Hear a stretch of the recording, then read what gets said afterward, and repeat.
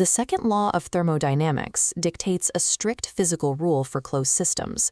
They inevitably trend toward maximum entropy, resulting in a continuous loss of available energy, progressive disorder, and eventual structural heat death. Biological life manages to circumvent immediate thermodynamic equilibrium. It accomplishes this strictly by operating as an open system, maintaining a continuous exchange of matter and energy with its environment. The Nobel laureate Ilya Prigogine formalized this escape from entropy by identifying what he termed dissipative structures. These structures maintain their complex internal organization by actively importing high-quality energy, known as negentropy, while simultaneously exporting entropic waste in the form of heat and metabolic byproducts. This mathematical model demonstrates the relationship. The macroscopic thermodynamic information, I macro, is the exact sum of thermal and configurational information. For internal entropy to decrease, there must be a continuous, unobstructed influx of external negentropy, represented here as I neg. Biological survival is not a static genomic state. It is a dynamic mathematical vortex that relies entirely on an unceasing supply of external energy to stave off physical decay. Applying Prigogine's concept of a dissipative structure directly to the human biological and conscious apparatus yields a precise framework for human existence. Under this framework, biological death is not a programmed inevitability written into physical architecture. It is the mathematical endpoint resulting from unchecked entropy accumulation. This entropy is primarily driven by the psychological concept of fear. In a systems context, fear operates strictly as physical and cybernetic noise, a high-amplitude disruption that corrupts the clarity of internal signaling. This noise initiates defensive, self-protective posturing. The organism structurally and energetically isolates itself from the external environment, effectively choking off the vital negentropic influx required for stability. Without this fear-induced isolation, an open system undergoes anamorphosis, an evolutionary process where it continuously develops into higher states of biological and informational complexity.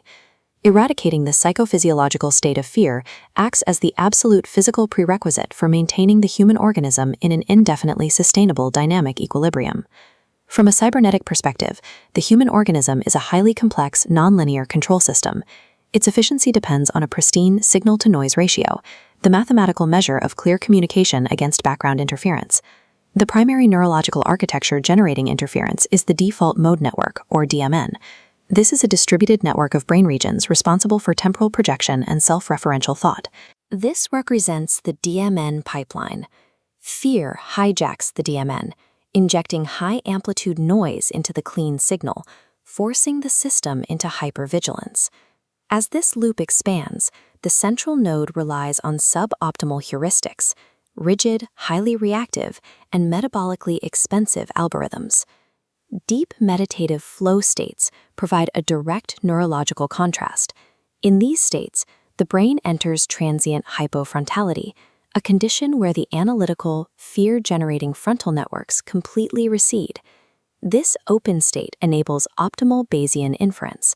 The system updates its predictive models, utilizing deep computation without the mechanical friction of defensive posturing. Chronic anxiety physically functions as a systemic virus. It constricts processing bandwidth, starves regenerative functions, and drives the entire biological network towards structural oscillation and mechanical failure. The energetic requirements of maintaining localized consciousness are vast.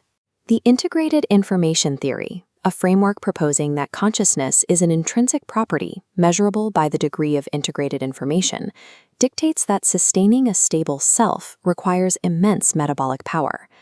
The mutual information theory of consciousness contrasts two specific processing states. Pure awareness operates as frictionless, reversible computation. Defensive awareness, triggered by fear, requires continuous, high-cost error correction. Carl Friston's free energy principle defines this strain, stating that biological systems must continuously burn resources to minimize variational free energy, a metric of predictive error known as surprisal.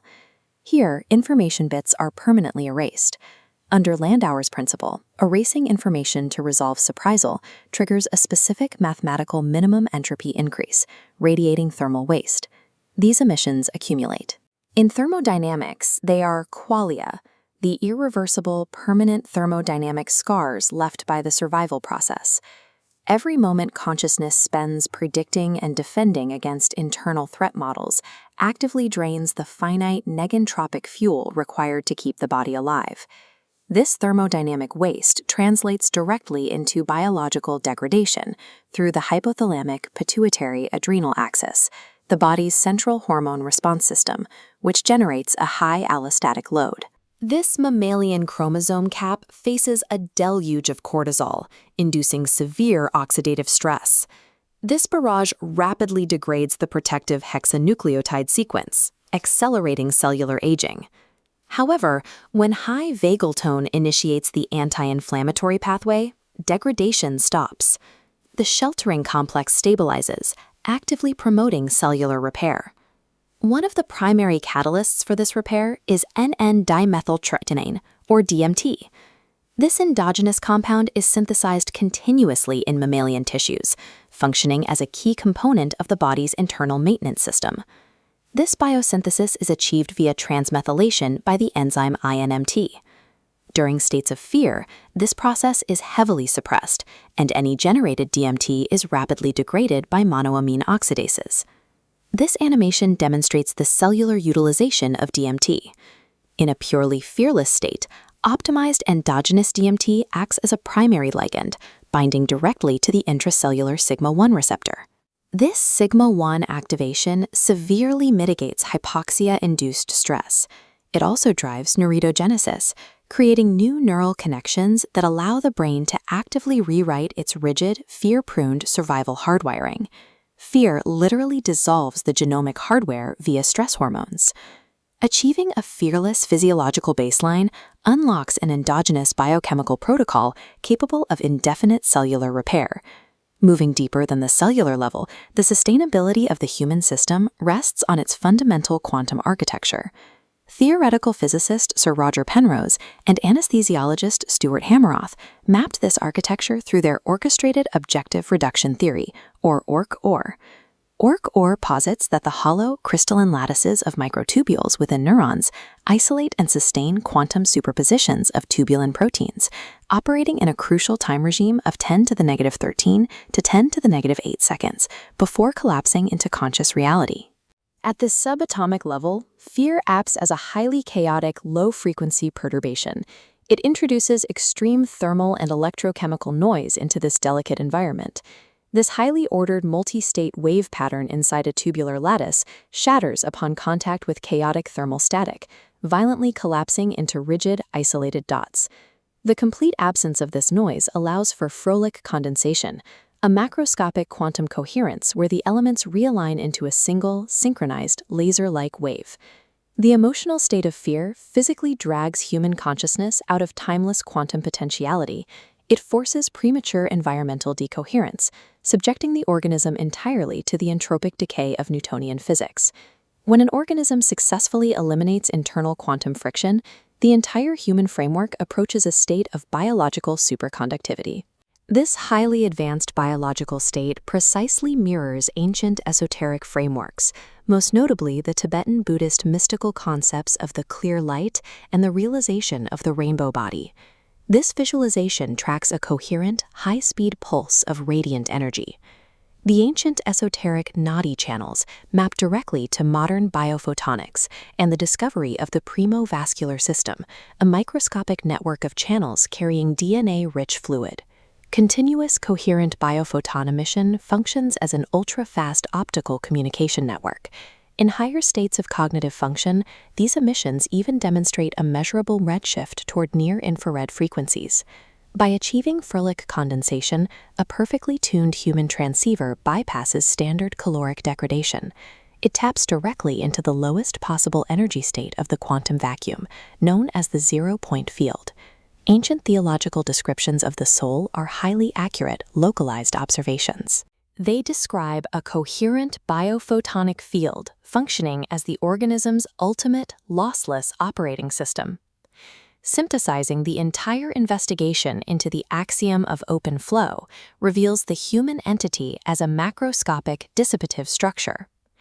Fear is the singular, quantifiable mechanism that hijacks the DMN, triggers Landauer's thermodynamic penalty, shortens telomeres, and forces quantum decoherence. This schematic depicts the fearless human entity. Free from internal friction, the nervous system and premovascular network operate as a transparent transceiver, seamlessly embedded within the vast, mathematically perfect grid of universal energy. To confirm this theoretical framework, the scientific community must immediately execute flow-fish telomere assays, directly comparing the leukocyte telomere lengths of long-term deep meditators against cohorts suffering from generalized anxiety disorder. Future neuropharmacological research must also utilize in vivo sigma-1 receptor antagonists to strictly isolate the regenerative, tissue-protective effects of endogenous DMT under states of high vagal tone. Eliminating the interference of fear transforms the decaying classical machine into a frictionless, indefinitely sustainable node of universal exchange. Immortality emerges as the byproduct of this perfect system efficiency, rather than any direct intervention in the genome.